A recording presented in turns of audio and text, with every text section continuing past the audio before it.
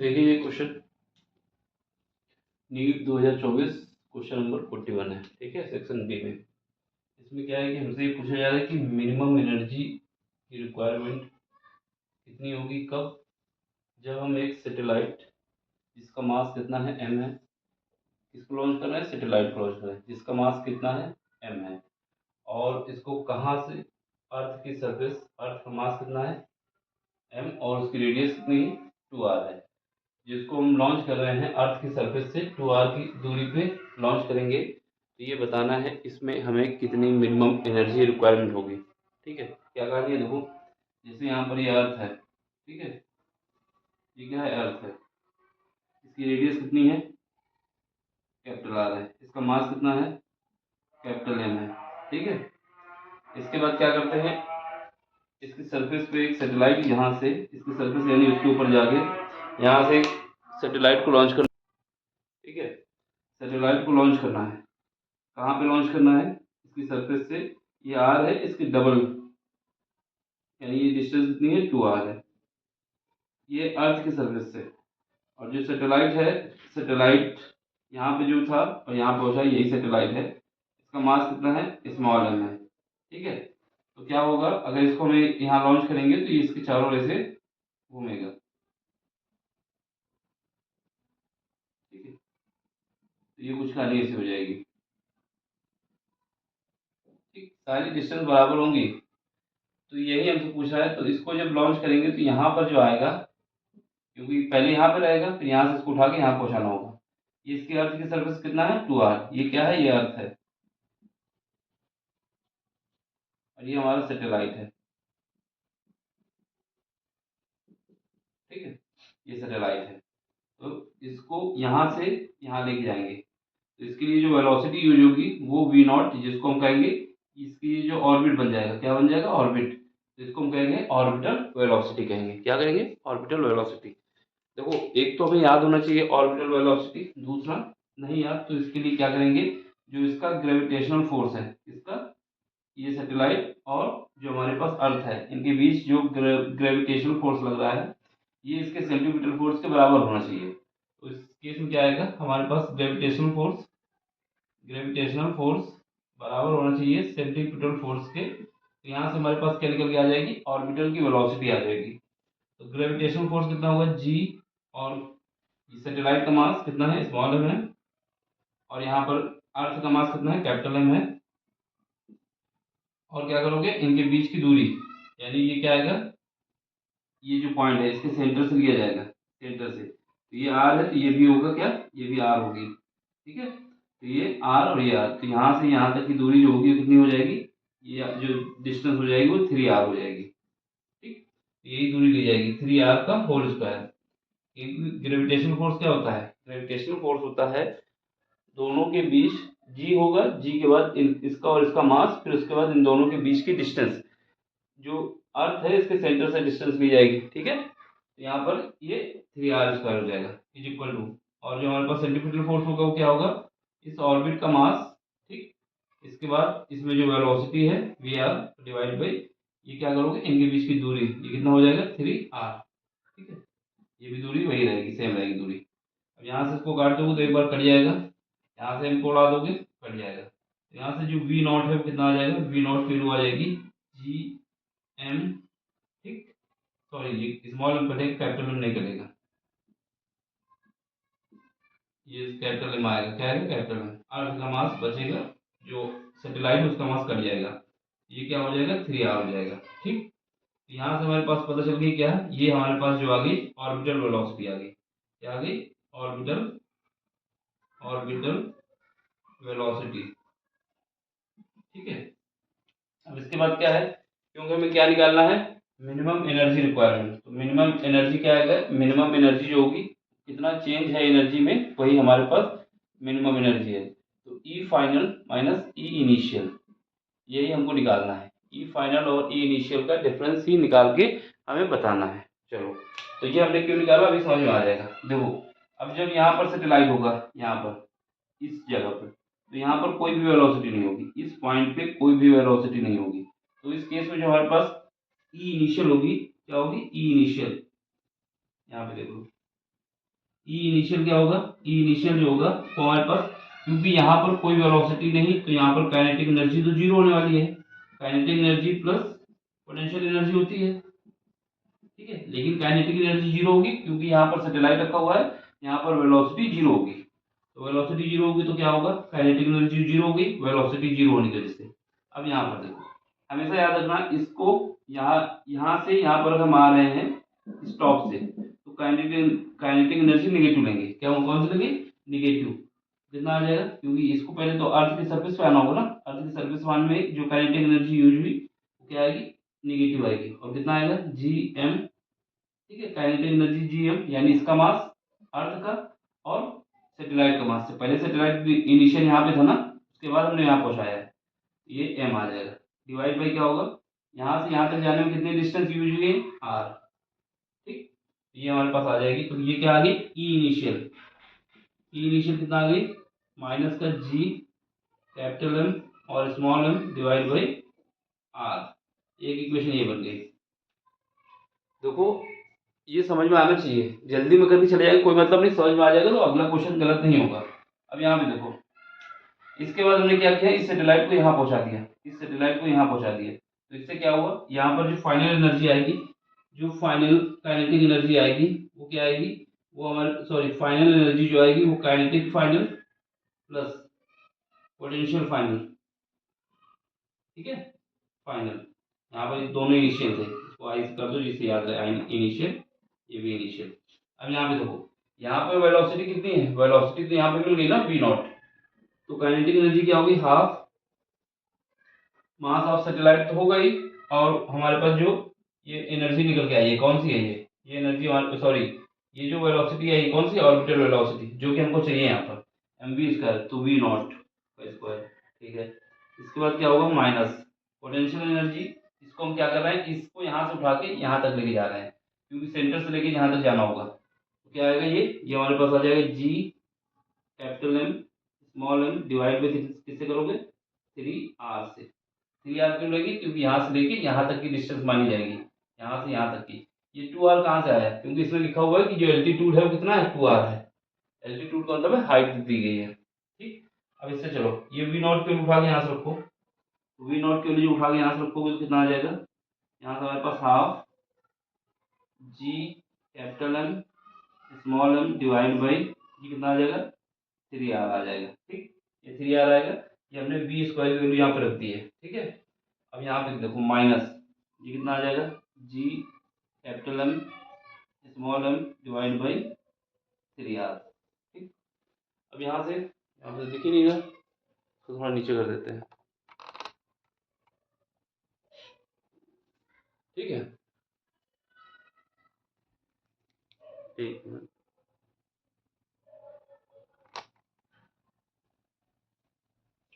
ठीक।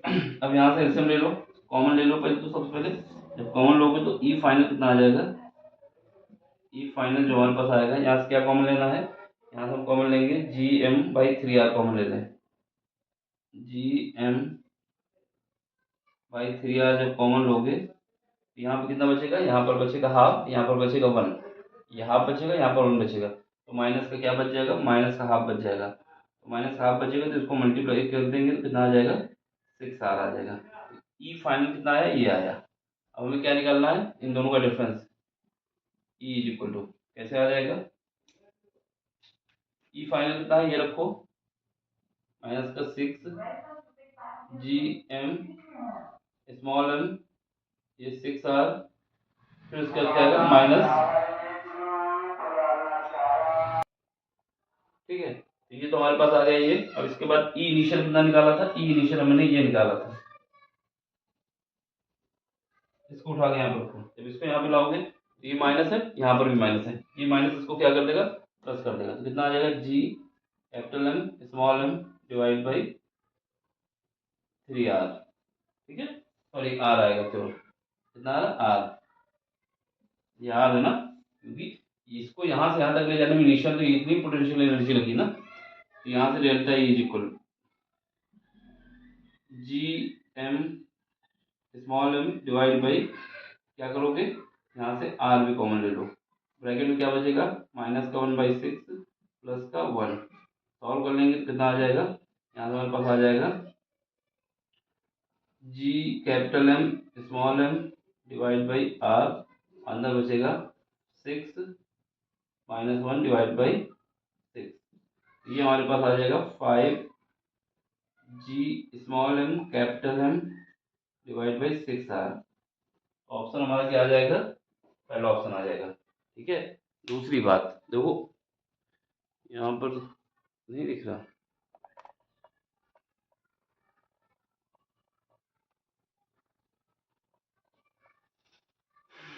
पहले दूसरी बात देखो, अब हम जब यहाँ से निकाला कितना वैल्यू, इसको निकाल लिए थे, ठीक है, ये इतना हमारा आया था ई फाइनल। अब यहाँ पे देखो किसी में भी एलसीएम कितना 6R नहीं है, तो हमारा एलसीएम कितना आता है 6R, तो ऑप्शन तो हमारा यही हो जाता। ठीक है। जब ये क्वेश्चन लगाओगे तो आइडिया हो जाता है कि कहाँ से कैसे ऑप्शन निकाल सकते हैं। ठीक, तो इसको देख लो, समझ लो, कहीं पर भी डाउट हो तो पूछना। सबसे पहले क्या करना है, जैसे हमसे पूछा है कि मिनिमम एनर्जी कितनी रिक्वायरमेंट है, ठीक, इस सैटेलाइट को लॉन्च करने के लिए, तो सबसे पहले हमें क्या निकालना होगा, इसको इसकी सरफेस पे, यानी जो हमारे पास सैटेलाइट है जिसका मास m है, उसको अर्थ के सेंटर से उसके सरफेस में ले जाने में कितनी एनर्जी यूज हुई, उसको ई इनिशियल कहेंगे। फिर उसके बाद इसकी सरफेस यहाँ तक ले आए सरफेस में, फिर इसको यहाँ तक ले जाने में कितनी एनर्जी यूज हुई। ठीक है, तो इसको निकाल लेंगे। बस दोनों एनर्जी का जो डिफरेंस आएगा वही हमारा होगा क्या, मिनिमम एनर्जी रिक्वायरमेंट। देख लें, समझ लें, कहीं पर डाउट हो तो पूछना। बाकी मिलते हैं अगले लेक्चर में। Thank you for watching. Bye, take care. इसका स्क्रीनशॉट ले लो, समझ में आया हो तो like share subscribe. Bye, take care. देखिए क्वेश्चन नीट 2024, ठीक है। इसमें क्या है कि इसमें बोला जा रहा है कि जो मेटेलिक बार है उसका यंग मॉडुलस कितना है, 0.5 इंटू 10⁻11 न्यूटन पर मीटर स्क्वायर। यानी क्या गिवन है, वाई कितना गिवन है, 0.5 इंटू 10⁻11, या फिर इसको कह सकते हो 5 इंटू 10⁻10 न्यूटन पर मीटर, ये दिया हुआ है। इसके बाद जो coefficient of linear thermal expansion यानी अल्फा की वैल्यू दी गई है, अल्फा कितना दिया हुआ है, अल्फा की वैल्यू है 10⁻⁻5 पर डिग्री सेंटीग्रेड। ठीक है।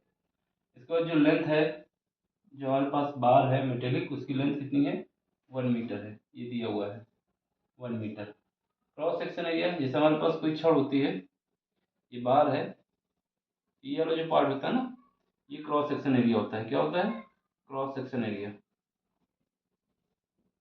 क्रॉस सेक्शन एरिया ये दिया हुआ है, कितना दिया हुआ है, ए की वैल्यू दी गई है, ए की वैल्यू कितनी है, 10⁻³ मीटर स्क्वायर। इसके बाद क्या है, जो टेम्परेचर में चेंज आ रहा है, यानी जो इसके टेम्परेचर में चेंज आ रहा है वो कितना आ रहा है, डेल्टा टी। T1 कितना है, 0 डिग्री से 100 डिग्री सेंटीग्रेड हो रहा है, और टेम्परेचर में चेंज होता है T2 minus T1 is equal to 100 minus 0 बराबर आ जाएगा 100 डिग्री सेंटीग्रेड। ये दिया हुआ है। ठीक है। पूछा क्या गया है, पूछा गया है कि कंप्रेसिव फोर्स कितना होगा बार में, जो हमारे पास बार यूज की गई है इसमें कितना कंप्रेस किया जा सकता है। इसको ऐसे, जब ऐसे हम करते हैं कंप्रेस, ऐसे करते हैं टेंशन, तो इसको कंप्रेस करने में कितना, जैसे हमारे पास बार है, इसको जब ऐसे दाबेंगे ऐसे, क्या आएगा, कंप्रेसिव फोर्स, और जब ऐसे खींचेंगे तो टेंशन फोर्स। पूछा क्या गया है, कंप्रेशन फोर्स पूछा गया है। तो सबसे पहले हमें क्या करना होगा, कंप्रेसिव स्ट्रेंथ क्या होती है, कंप्रेसिव स्ट्रेंथ, कंप्रेसिव स्ट्रेंथ किससे लिखोगे, यंग मॉडुलस, जो ये मटेरियल बना हुआ है जिसका, और कितना चेंज आया है लेंथ में, डिवाइड बाई जो लेंथ है उसकी। ठीक है, ये क्या है, यंग मॉडुलस है, ये कितना चेंज आया है, ये एल लेंथ है बार की। अब चेंज कैसे निकालोगे, डेल्टा एल, डेल्टा एल के लिए लिखोगे, जब भी अल्फा दिया हो तो अल्फा और जो हमारे पास टेम्परेचर है वो लिख देना, अल्फा इंटू टेम्परेचर और लंबाई से मल्टीप्लाई कर देना। ये क्या आ जाता है, ये हमारे पास आ जाता है कितना चेंज आया है।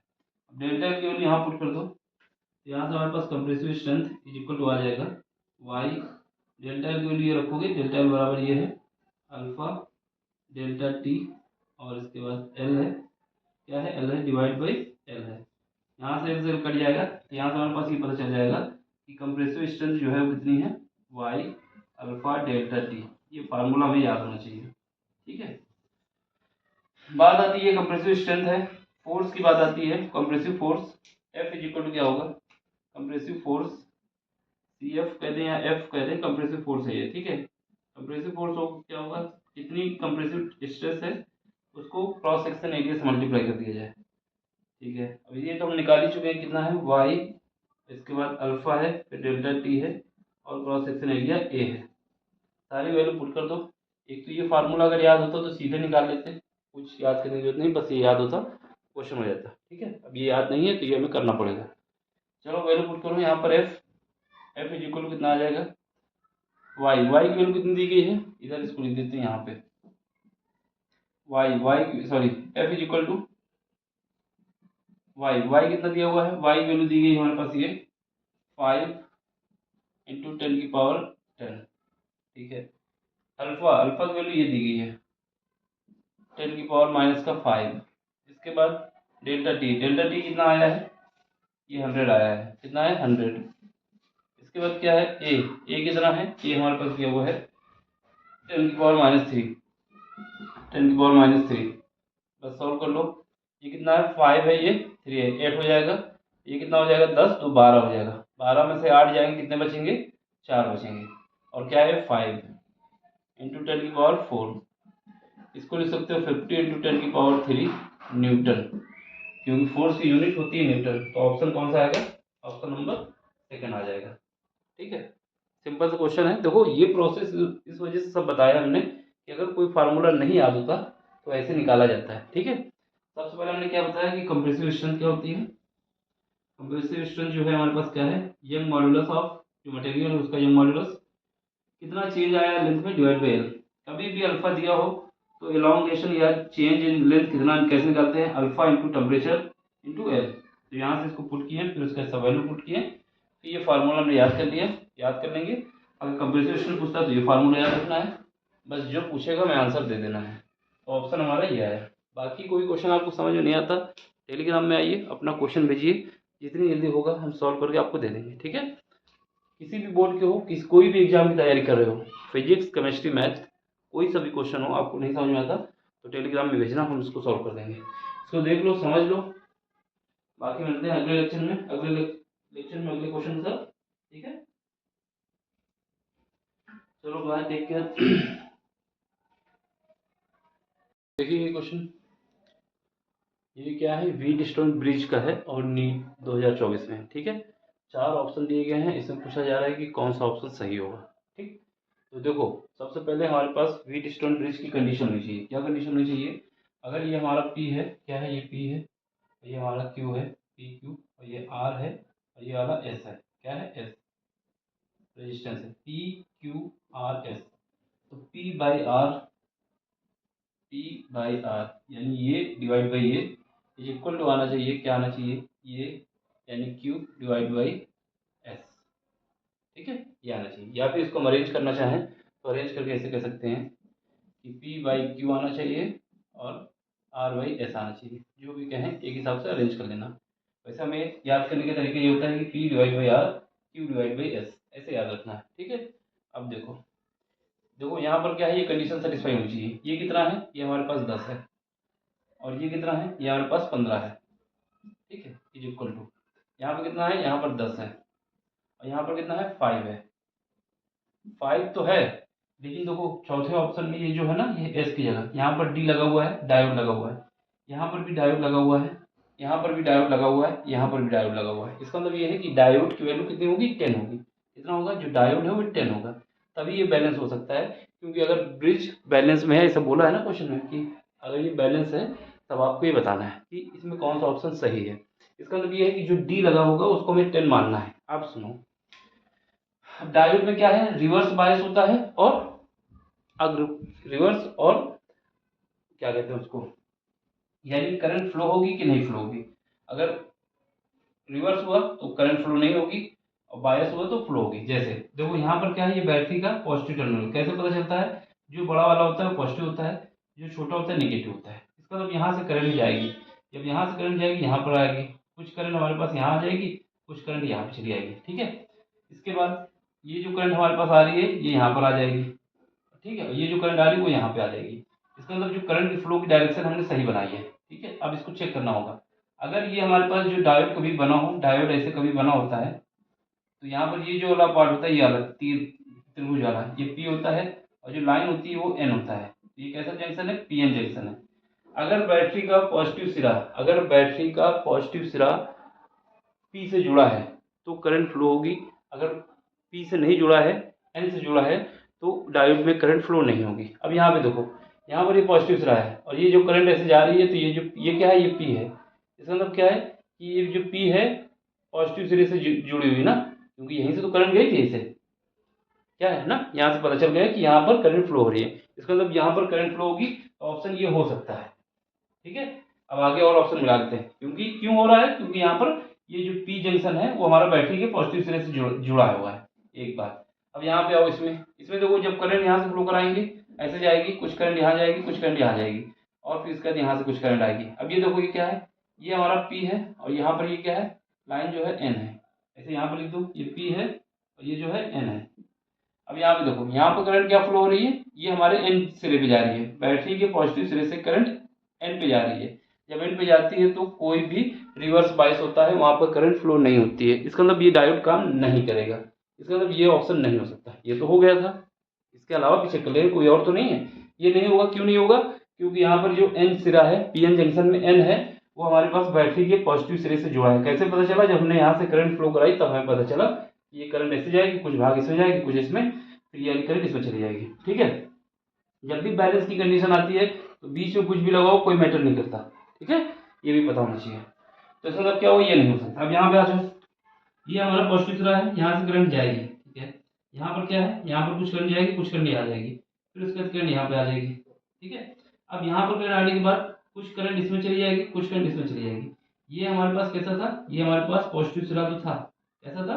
पॉजिटिव सिरा है, लेकिन ये जो है 5 ओम के रेजिस्टेंस के साथ पैरेलल क्रम में लगा है। सीरीज में लगा होता तो 10, अगर 10 को इसके पैरेलल में लगाओगे तो क्या इक्विवेलेंट इसका 10 आएगा? कभी नहीं आएगा। अगर ये इसके सीरीज में लगा होता तो ये दोनों ऑप्शन सही हो जाते। ये 5 ओम का रेजिस्टेंस इसके पैरेलल क्रम में लगा हुआ है, इस वजह से यहाँ पर करंट तो फ्लो होगी, लेकिन ये बैलेंस नहीं हो पाएगा, क्योंकि हमने डायोड को 10 ही मानना है, सब में इक्वल मानना होगा ना। अब यहाँ पर अगर कुछ मानोगे तो सेम वहीं पे मानना होगा। ठीक है, इस वजह से ये हो सकता था, लेकिन यहाँ पर इक्विवेलेंट रेजिस्टेंस बराबर नहीं आएगा। जब इक्विवेलेंट रेजिस्टेंस, करंट तो फ्लो होगी क्योंकि ये पी जंक्शन लगा हुआ है बैटरी के पॉजिटिव सिरे से, पी लगा हुआ है, एन नहीं लगा हुआ, लेकिन जो हमारे पास बैलेंस की कंडीशन आनी चाहिए, डी की जगह हम जब 10 मानेंगे तो ये इक्विवेलेंट नहीं आ पाएगा, बैलेंस नहीं हो पाएगा। क्यों नहीं आ पाएगा? क्योंकि अगर हम 10 ओम और 5 ओम के रेजिस्टेंस को सीरीज पैरेलल क्रम में जोड़ते हैं आर इक्वल निकालने के लिए, तो कैसे आएगा? यहाँ पर एलसीएम कितना आ जाएगा? 10 आ जाएगा, यहाँ पर 2 और 1 कितना आ जाएगा? 3/10 आ जाएगा, और ये हमारा आर इक्वल कितना आ जाएगा? 10/3 आ जाएगा। जबकि हमारे पास क्या आना चाहिए? ये दो कंडीशन सेटिस्फाई होनी चाहिए, ये बराबर ये आना चाहिए। अब ये बराबर ये तो आ ही नहीं पाएगा, इस वजह से ये ऑप्शन हमारा गलत हो जाएगा। करंट फ्लो होगी लेकिन ऑप्शन गलत हो जाएगा। अब इसमें आ जाओ, इसमें आओगे, जब ओपन करोगे तो ये पॉजिटिव है, ये पॉजिटिव है, ये नेगेटिव है। अब यहाँ से चलो, जब यहाँ इसको बंद कर दोगे की को, यहाँ पर करंट आएगी, यहाँ पे आएगी। अब ये करंट कुछ यहाँ आएगी, कुछ करंट यहाँ पे आएगी।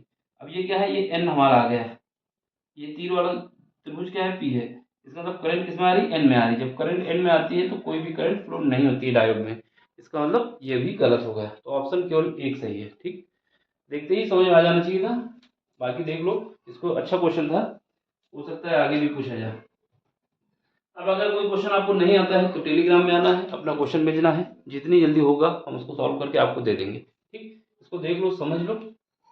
फिजिक्स, केमिस्ट्री, मैथ जेई वालों के लिए, बाकी कोई भी एग्जाम हो आपका, कोई क्वेश्चन नहीं आता तो आप हमें भेजें, हम सॉल्व करके देंगे। Thank you for watching, bye, take care.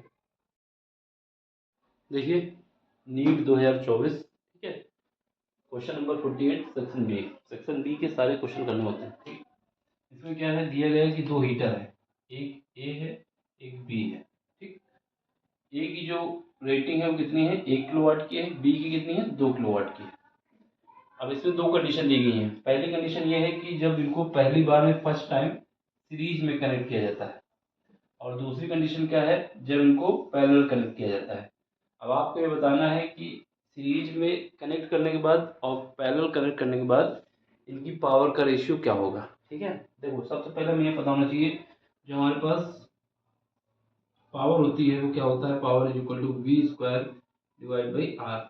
यहाँ पर वी क्या है, क्योंकि इसमें बोला है कि जो सोर्स पावर का है वो फिक्स है, यानी वी की वैल्यू कांस्टेंट है।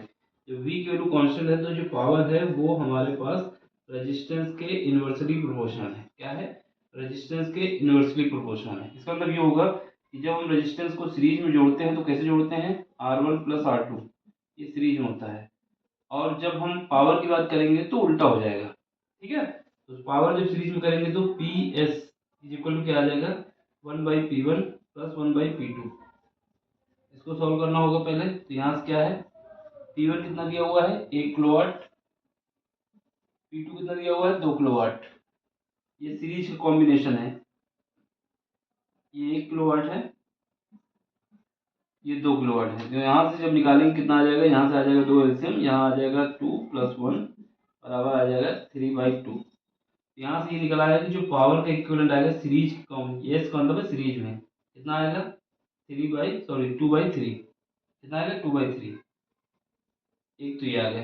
फिर उसके बाद ये हमारा सीरीज का रेजिस्टेंस था। अगर रेजिस्टेंस हमारा पैरेलल होता है पी से लिख देते हैं तो कैसे करते हैं 1/P, देख रहे हैं यहाँ पर इक्वल टू होता है 1 divide by R1 plus 1 divide by R2। ये कॉम्बिनेशन कब होता है, पैरेलल के लिए। लेकिन क्योंकि हमने बोला कि जो पावर है रेजिस्टेंस उल्टा है, जब उल्टा है तो पावर का जो पैरेलल आएगा P1 divide by P equal to कितना आ जाएगा P1 प्लस P2। P1 की वैल्यू कितनी है 1 है और ये कितना है 2 है, तो ये कितना आ जाएगा 3 आ जाएगा। बस इन्हीं दोनों का रेशियो पूछा है, इसका और इसका रेशियो पूछा है। तो क्या आ जाएगा, पहले सीरीज को ऊपर रखना होगा P डिवाइड बाई P का मतलब है कि पैरेलल का है ये सीरीज का है, इसका रेशियो निकालना है हमको। ठीक, यहाँ पर देखो पी एस कितना आया था 2/3 आया था 2/3 और ये कितना आया 3 आया। जब सॉल्व करोगे तो तीसरा वाला इसके साथ चला जाएगा 2/9। ऑप्शन हमारा कौन सा आ जाएगा, दूसरा आ जाएगा। इसको सॉल्व करना होगा ना, अगर नहीं समझ में आया तो ऐसे लिखो सीधे। यहाँ पर देखो P S divide by P parallel, ये कितना आया था 2/3 और इसके बाद कितना है, इसे डिवाइड करोगे 3 से, तो इसके डिवाइड 1 कर दो तो ये 1 ऊपर चला जाएगा और 3 इसके साथ मिल जाएगा, तो 2/9 आ जाएगा। तो हमारा आंसर क्या आएगा, ये आएगा। बस हमें कुछ नहीं करना था, ये देखना था कि जो पावर है रेजिस्टेंस के इन्वर्सली प्रोपोर्शनल है। इसका मतलब जो सीरीज का केस होगा उसका उल्टा होगा। तो यहाँ पर जो पावर निकालनी होगी सीरीज में तो क्या करेंगे 1 डिवाइड बाई पी के रूप में निकालेंगे। ठीक है, और जब पैरेलल के रूप में निकालना होगा तो सीधे सीधे ऐड कर देंगे। बस इन्हीं दोनों का रेशियो निकालना था। देख लो, समझ लो, कहीं पर भी डाउट हो तो पूछ लो। बाकी कोई क्वेश्चन हो, किसी का कोई सा भी एग्जाम हो, ठीक है, फिजिक्स केमिस्ट्री मैथ में कोई सा भी क्वेश्चन हो वो आप अपना भेज सकते हैं, हम उसको सॉल्व करके आपको दे देंगे। ठीक, समझ में आए तो लाइक शेयर सब्सक्राइब जरूर करना। बाकी मिलते हैं अगले लेक्चर में। Thank you for watching, bye, take care. देखिए ये क्वेश्चन 2024 नीट और सेक्शन बी का 49 नंबर है। ठीक है, इसमें क्या है कि एक स्मॉल टेलीस्कोप है। कौन सा स्कोप है, टेलीस्कोप है। इसके विषय में बताया जा रहा है कि जो ऑब्जेक्टिव लेंस है उसकी जो फोकस दूरी है कितनी है 140 सेंटीमीटर, जबकि आई पीस के लिए बताया जा रहा है कि जो इसकी फोकल लेंथ है ये कितनी है 5 सेंटीमीटर। अब आपको फाइंड करना है कि मैग्नीफाइंग पावर क्या होगी इस टेलीस्कोप की। कुछ नहीं, सिंपल सा फार्मूला होता है, मैग्नीफाइंग पावर को एम से लिखेंगे और यहाँ याद रखना ऊपर हमेशा ऑब्जेक्टिव लेंस की फोकस दूरी होगी और नीचे डिवाइड होगा आई पीस की फोकस दूरी। ऑब्जेक्टिव लेंस कितनी है 140 और आई पीस कितना है 5 है, डिवाइड करो कितना आ जाएगा 28 सेंटीमीटर। तो ऑप्शन सॉरी सेंटीमीटर नहीं, इसकी यूनिट नहीं होगी, कितना आ जाएगा 28। Option number second. ठीक है, सिंपल सा क्वेश्चन है। ठीक, समझ में आया हो तो लाइक शेयर सब्सक्राइब जरूर कर देना। बाकी कोई क्वेश्चन समझ में नहीं आता तो टेलीग्राम में ज्वाइन है, अपना क्वेश्चन पूछ सकते हैं। ठीक, बाय। देखिए ये question 2024 NEET physics section B है, क्वेश्चन नंबर 50 लास्ट है। ठीक है, सेक्शन बी के सारे क्वेश्चन करने होते हैं। इसमें क्या है कि हमें बताया जा रहा है कि फोर्स जो डिफाइन किया गया है, इससे डिफाइन किया गया है F is equal to alpha T square plus beta T. ये क्या है, इसमें बताया जा रहा है कि आपको ये बताना है कि टाइम को, ये तो बता दिया है कि ये टाइम है, टी को स्मॉल टी को बताया है कि टाइम है।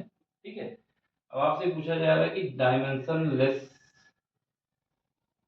कौन सा फैक्टर है, ये जो ऑप्शन है इनमें से कौन सा ऑप्शन सही होगा जिसकी कोई डायमेंशन नहीं होगी। क्या डायमेंशनलेस का मतलब है ये चारों ऑप्शन में से कौन सा ऐसा ऑप्शन है जिसमें इसकी कोई डायमेंशन नहीं होगी। ठीक है, दूसरी बात, अल्फा और बीटा क्या है, कांस्टेंट है। ठीक है, सबसे पहले हमें क्या करना होगा, force F, F is equal to क्या है दिया हुआ है, अल्फा टी स्क्वायर और बीटा टी, और यहाँ पर ये बताया है कि टी क्या है, टाइम है।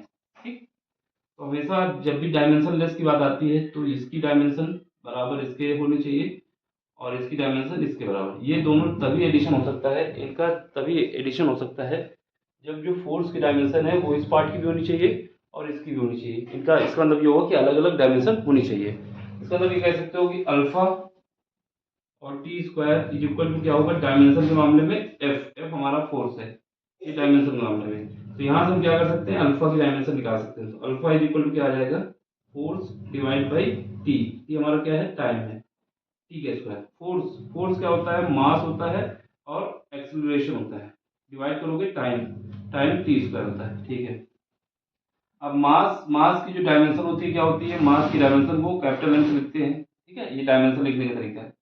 ये हमारा एक्सेलरेशन है, एक्सेलरेशन को लिखा जाता है मीटर पर सेकंड स्क्वायर। तो मीटर पर सेकंड, मीटर को एल से लिखते हैं और सेकंड स्क्वायर है तो क्या करोगे, टी का इनवर्स कर दोगे, टी स्क्वायर। क्यों, क्योंकि ये एक्सेलरेशन की यूनिट होती है मीटर पर सेकंड, इसकी यूनिट क्या होती है, मीटर पर सेकंड स्क्वायर होती है ना। और ये हमारा मास होता है मास को हम लोग लिखते हैं केजी, जिसको हम लोग कैपिटल एम से लिखते हैं डायमेंशन के रूप में। अब यहाँ पे नीचे ये ब्रैकेट लगा दो। ठीक है, यहाँ पर ये ब्रैकेट इसको लगा दो, जब भी ये नोटेशन बताएगा डायमेंशन का है, क्या है, ये ब्रैकेट जब लगा देंगे तो डायमेंशन का नोटेशन बता देगा हमको। ठीक, अब चलो, अब यहाँ पर टी, टी का लिखोगे क्या आ जाएगा, क्योंकि ये भी समय है तो ये टी स्क्वायर आ जाएगा। तो इसको जब बना के लाओगे तो यहाँ से अल्फा की डायमेंशन क्या निकल आएगी, अल्फा की डायमेंशन जो निकल के आएगी वो क्या निकल के आ जाएगी, मास यानी m की पावर 1, l की पावर 1 और t, ये दो, सॉरी ये प्लस होगा ना, प्लस का है, ये हमारा क्या है, ये टी स्क्वायर है, ये ऊपर जाएगा तो क्या हो जाएगा, टी की पावर -4 हो जाएगा, ये टी की पावर -4 हो गया। तो ये पता चल गया कि अल्फा की डायमेंशन ये है। अब बीटा की वैसे निकाल लेते हैं, बीटा बराबर क्या होगा, क्योंकि ये डायमेंशन के केस में दोनों बराबर होनी चाहिए, एफ की डायमेंशन बराबर होनी चाहिए बीटा टी की डायमेंशन, तो इनको हम ऐसे लिख सकते हैं। ठीक है, अलग अलग लिखते हैं या फिर एक साथ लिखते हैं, ये हमारा इसकी आ जाएगी। फिर वही कहानी, फोर्स की डायमेंशन हम लिखना चाहेंगे तो फोर्स की क्या लिखोगे, यहाँ से हम फोर्स की डायमेंशन लिख लेते हैं। तो पहले बीटा की डायमेंशन निकाल लेते हैं, फोर्स, फोर्स की डायमेंशन अभी हमने यहाँ पे निकाला, कितना निकल के आई थी, ये निकल के आई थी M L m1 l1 T square. ठीक है, अब यहाँ पर समय क्या है, टाइम है, ये मल्टीप्लाई में, सॉरी डिवाइड में आएगा ना, जब इससे डिवाइड करोगे तो कितना आएगा, यहाँ पर टी की पावर 1। अब इसको ऊपर भेज दो तो यहाँ बीटा की डायमेंशन क्या हो जाएगी, बीटा की डायमेंशन हमारे पास हो जाएगी, ऊपर पहुंचाओ, m की पावर 1 l की पावर 1 और t की पावर कितना होगा, ये ऊपर जाएगा तो कितना हो जाएगा, माइनस का हो जाएगा। तो ये हमारे पास निकल आया अल्फा की डायमेंशन और बीटा की डायमेंशन, ये अल्फा, ये बीटा, ये अल्फा की है, ये बीटा की है। अब हमें ऑप्शन में जाना होगा, ऑप्शन में जाने के बाद चेक करना होगा कौन सा ऑप्शन सही होगा। सही होने का मतलब है कि उसकी डायमेंशन 0 आनी चाहिए। पहले ऑप्शन में आओ, पहला ऑप्शन जब देखोगे तो यहाँ पर क्या हो रहा है, यहाँ पर हमारे पास बीटा है और बीटा की डायमेंशन ये है, इसमें क्या है, टी से मल्टीप्लाई हो रहा है, यानी यहाँ पर एक पावर कम हो जाएगी। क्यों हो जाएगी, क्योंकि यहाँ पर जब टी से मल्टीप्लाई कर दोगे, ये सब हमें चेक करना होगा ऑप्शन में रख के, जब यहाँ पर टी से मल्टीप्लाई कर दोगे तो इसकी पावर एक कम हो जाएगी, और इसमें डिवाइड पे क्या है, अल्फा की पावर टी है, ये अल्फा की पावर कितना है, अल्फा की पावर ये हमारे पास दिया हुआ है, अल्फा टी है, अल्फा है, अल्फा है ना ये हमारे पास ये है, ऊपर ये एक पावर कम हो जाएगी और यहाँ पर क्या है, एक पावर ज्यादा है, टी पावर -4 है, mm तो कट जाएगा, l भी कट जाएगा, लेकिन ये टी नहीं कटेगा। इसका मतलब पहले ऑप्शन में कोई डायमेंशन आएगी, समझ रहे ना। क्या करेंगे, इसको जब इससे मल्टीप्लाई करेंगे और इसके बाद इनको दोनों को डिवाइड करेंगे तो यहाँ से m और m, l और l कट जाएगा, ये t की पावर -4 है, ये t की पावर कितना बचेगा, -2 बचेगा, तो यहाँ पर टी स्क्वायर बच जाएगा, क्या बच जाएगा, टी स्क्वायर। इसका मतलब यहाँ पर एक डायमेंशन आएगी। इसने पूछा है कौन सा डायमेंशन लेस है, तो ये तो ऑप्शन नहीं हो सकता। अब दूसरे में आ जाओ, यहाँ पर अल्फा है, अल्फा को जब टी से मल्टीप्लाई कर दोगे, ठीक है, तो यहाँ वाला टी हट जाएगा दूसरे ऑप्शन में ना, क्यों नहीं है यहाँ पर। अब इसका करोगे टी की पावर -3 आ जाएगा और ये टी की पावर -3 है। अब इन दोनों को डिवाइड कर दो तो m से m कट जाएगा, l से l कट जाएगा और t इसके साथ जाएगा तो t की पावर -3 और ये भी t की पावर -3, ये दोनों डिवाइड हो जाएंगे। इसका मतलब इसकी डायमेंशन कोई भी नहीं आएगी, तो ऑप्शन हमारा यही हो जाएगा। ठीक है, इसकी डायमेंशन कोई भी नहीं आने वाली है। तो ऑप्शन नंबर सेकंड, ये करने का तरीका है इसका। ठीक, बाकी अगर चेक करना है तो आगे भी देख लो कि हो सकता है आगे में हो। अब यहाँ पे देखो, यहाँ पर अल्फा है, यहाँ पर बीटा है, इन दोनों को जब मल्टीप्लाई करोगे तो कुछ ना कुछ डायमेंशन आएगी। और टी, तो ये तो कटने से रहा, यहाँ पर आ जाओ, इसमें भी करोगे तो टी स्क्वायर, टी से डिवाइड करोगे कोई मतलब नहीं, इसमें भी कुछ डायमेंशन आएगी। केवल ऑप्शन सेकंड ऐसा है जिसमें कोई डायमेंशन नहीं आएगी। ठीक, ये हमने आपको करके दिखाया आसानी से। बाकी आप ऑप्शन देख के ही सीधे लगा सकते थे। कैसे लगा सकते थे, तो इस केस में हो सकता है, इसमें हो सकता है, लेकिन यहाँ पर देखो टी स्क्वायर पहले ही से है और यहाँ पर हमारे पास इसके साथ टी का मल्टीप्लाई कर दिया है, तो ये तो क्योंकि डिवाइड करोगे तो टी स्क्वायर का क्या आ रहा है, यहाँ पर जो हमने अल्फा निकाला था टी की पावर -4 आ रहा है। अब जब इसके साथ मल्टीप्लाई हो जाएगा तो टी की पावर -2 हो जाएगा। तब इन दोनों डिवीजन कभी भी डायमेंशन आएगी, कुछ ना कुछ डायमेंशन लेस नहीं हो सकता। केवल यही एक ऑप्शन बच रहा था मेरे पास, इसकी डायमेंशन आने वाली थी, सॉरी डायमेंशन नहीं आएगी, इसकी डायमेंशन आएगी, इसकी भी डायमेंशन आएगी, इसकी डायमेंशन नहीं आएगी। क्यों नहीं आ रही बता रहा हूँ मैं, बार बार देखो, यहाँ पर टी से मल्टीप्लाई कर दोगे तो टी की पावर -3 हो जाएगा, यहाँ पर भी टी की पावर -3। अब इन दोनों को डिवाइड कर दो तो ये m से f कट जाएगा, l से f कट जाएगा, टी स्क्वायर टी की पावर 3, एक पावर कम हो जाएगी ना जब मल्टीप्लाई होगा, ये टी की पावर -3 ये भी कट जाएगा, कुछ नहीं बचने वाला। ठीक है, समझ में आया हो तो लाइक करना, शेयर करना, सब्सक्राइब करना। बाकी मिलते हैं अगले लेक्चर में। ठीक, और कोई क्वेश्चन अगर आपको दिक्कत करता है तो टेलीग्राम में आना है, अपना क्वेश्चन भेजना है, इसका स्क्रीनशॉट ले लो, समझ लो, अगर आंसर लिख के दिखाना है तो वो भी दिखा दो। जैसे इसमें देखो अल्फा और ये टी है, ठीक है, यहाँ पर क्या है बीटा। अब इसकी सबकी डायमेंशन लिखो, इसकी डायमेंशन कितनी है अल्फा की, अल्फा की हमारे पास m1 है, l1 है और t की पावर -4 है, तो यहाँ पर t से मल्टीप्लाई हो रहा है। ठीक है, ये वाला t लिख दिया है। यहाँ बीटा, बीटा कितना है, ये है हमारे पास m है, l है, m1 है, l1 है, t की पावर -3 है। ठीक, अब इसको सॉल्व कर लो, आगे सॉल्व करेंगे तो कितना आएगा, यहाँ पर मल्टीप्लाई कर दो m, ये वाला m ऊपर पहुँचाएंगे तो m1 तो पहले ही था, एक m1 आ जाएगा, तो यहाँ पर क्या आएगा 1 - 1 आ जाएगा, l 1 - 1, क्यों, क्योंकि एक ये है, ये ऊपर जाएगा तो माइनस हो जाएगा, t इससे साथ मल्टीप्लाई हो जाएगा तो t की पावर -3 बचेगा, ये कम हो जाएगा, ये इधर आ जाएगा, ऊपर पहुंच जाएगा तो प्लस का t हो जाएगा। यहाँ पर देखो 1 - 1 0, यानी ये 0 आ जाएगा, l1 - 0, तो इसको ऐसे भी लिख सकते हो m की पावर 0 यानी 1 हो जाएगा, यहाँ पर l की पावर 0 और t की पावर 0, इसका मतलब कोई भी डायमेंशन नहीं है। ठीक है, तो इसको दिखाना दिखा दो, बाकी ऑब्जेक्ट क्या है, ऑप्शन दिए होते हैं तो ऑप्शन से ही हमें आंसर दे देना होता है। ठीक, समझ में आया हो तो लाइक शेयर सब्सक्राइब जरूर करना। Thank you for watching, bye, take care.